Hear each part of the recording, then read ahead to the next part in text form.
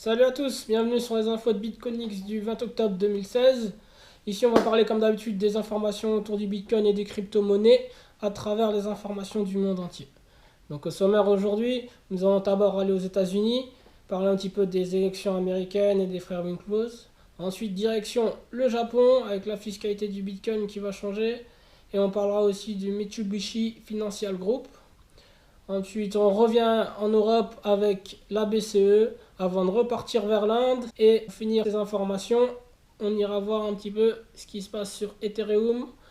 Et on terminera la vidéo avec les cours des cryptos. Donc on commence avec les élections américaines. Bitcoin don en nature ou don financier? Telle est la question que se pose la FEC, organisme de contrôle des finances des campagnes électorales américaines. En 2012, ils avaient placé les donations de Bitcoin comme un don en nature, tel un actif financier. Et la limite de ce don était l'équivalent de 100 dollars. Mais aujourd'hui, est-ce toujours la bonne politique? En tout cas, ils y réfléchissent. Au moment même que la campagne fait rage de l'autre côté de l'Atlantique, où les dons en crypto-monnaie se démocratisent du côté des républicains et de Clinton aussi. Toujours aux States, State Street s'associe aux jumeaux Winklevoss. Vous savez, ces frères rendus célèbres par l'histoire de Facebook dont Zuckerberg leur avait volé leur idée. Ce partenariat a pour but de lancer le premier fonds de Bitcoin négociable en bourse. Cet ETF ou tracker sera un moyen de permettre aux investisseurs une exploitation supplémentaire aux devises numériques. Un tel tracker existe déjà en Suisse, proposé par Vontobel Bank. Affaire à suivre. Allons au pays du soleil levant. Fin de l'attaque sur les ventes de Bitcoin au Japon, ou plutôt diminution drastique, ça dépend des sources. En tout cas, cela devrait se faire d'ici la fin de l'année, d'après le Nikkei, surtout que depuis le début de l'année, le Bitcoin est légalement considéré comme un moyen de paiement dans ce pays. En septembre, environ 2500 magasins à travers le Japon ont accepté Bitcoin comme moyen de paiement, dit Resupress, un opérateur d'échange de Bitcoin basé à Tokyo. Le décompte a quadruplé sur l'année. Resupress prévoit de permettre aux utilisateurs de payer les factures d'électricité avec Bitcoin. Cela commencerait dès cette année grâce à leur partenariat avec Mitsuwa Industries, ce qui permettra aux détenteurs de Bitcoin de réduire leurs factures grâce à un rabais allant de 4 à 6%. Toujours au Japon, Mitsubishi Financial Group, société mère de la banque de Tokyo Mitsubishi, effectue un test à travers sa filiale appelée Kabu.com, au cours duquel les employés se verront attribuer des Wari, qui sont des tokens de sa blockchain du même nom. Le Wari aura sa valeur liée au yen et ils pourront être dépensés dans les commerces locaux grâce à Z-Wallet. A noter que MUFG est un investisseur de Coinbase. Plus près de chez nous maintenant, la BCE veut augmenter le contrôle sur le Bitcoin. L'argument principal est toujours le même, la lutte du blanchiment d'argent et la lutte contre le financement du terrorisme.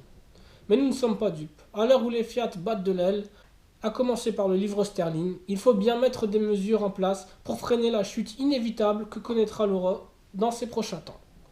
Ça, c'est mon analyse personnelle. Peut-être que je ne devrais pas vous en faire part, mais bon, ça y est, c'est fait.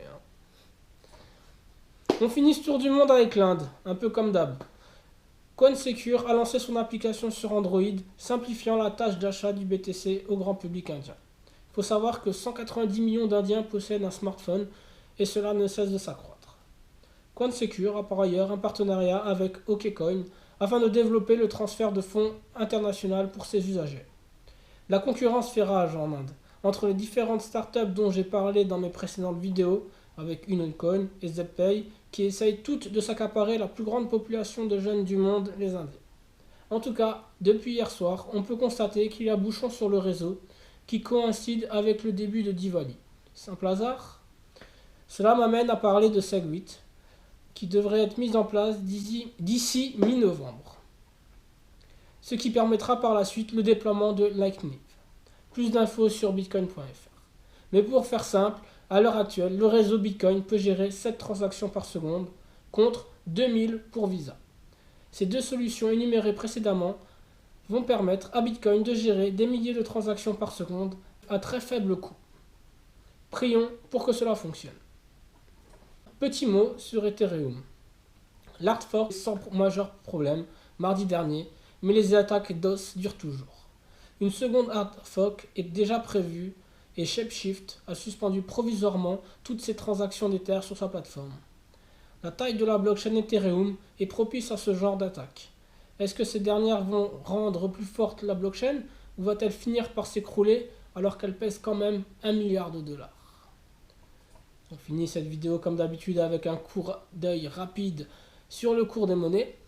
Bitcoin s'échange à l'heure actuelle à 575 €, soit une diminution de 1,2% depuis ma dernière vidéo, qui date d'il y a une semaine. Sans doute dû au ralentissement du réseau ainsi qu'au rapport de la BCE dont je vous ai parlé précédemment. Ethereum, lui, s'échange à 11,10 €, plus 2%. Litecoin, 3,45 €, moins 2,8%. Monero, 6,28, plus 2,1%. C'est tout pour aujourd'hui. Merci d'avoir suivi les infos de BitConnX CCF. N'hésitez pas à liker, à vous abonner et à partager. Et même faire un petit don à l'adresse Bitcoin qui est toujours là. Allez, ciao!